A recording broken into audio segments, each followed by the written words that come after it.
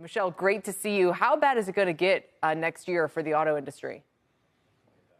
Well, I think it actually will be a little bit better. The auto industry has sort of been in a recession for the last few years, largely based on supply. We had the chip shortage that stopped production and then caused inventory shortages. We are seeing that improve, but it's improving at a time that we're having the economic headwinds.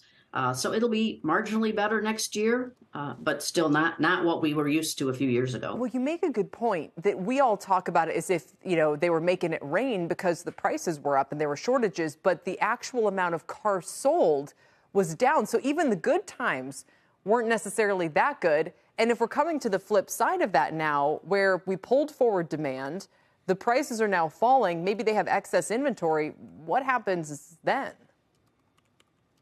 Well, one of the interesting things we're seeing is that people who have money are paying cash for vehicles to not pay the interest rates. But certainly affordability is one of the top issues next year. It's been an issue and it just keeps getting more challenging, especially for normal buyers, people that might not have perfect credit. A lot of them have taken themselves out of the market altogether. The math just doesn't work.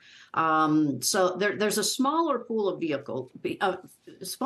people who will be able to afford new vehicles. If that's true, Michelle, then you have to wonder where these stocks are headed. So they've got a couple of challenges. Like the likes of Ford and GM are trying to spend billions to reinvent themselves as electric car makers, while at the same time potentially seeing auto price deflation. Should we look at this from the stock's point of view, or do you think this is more of a consumer story where the consumer got overextended in their exposure to some of these high auto prices? They could end up underwater on these vehicles. I mean, they are underwater, I guess, the moment the vehicles leave the lot. But now, especially if those prices are under more pressure, I don't know if we start talking about repossessions or that kind of thing. We are seeing repossessions and delinquencies increase a bit, but we're still not back to high levels. That is less of a concern for us. I think it's. I don't comment on stocks. I'm not a financial analyst, but you're right. The automakers are following these two paths. They're aggressively moving into electrification.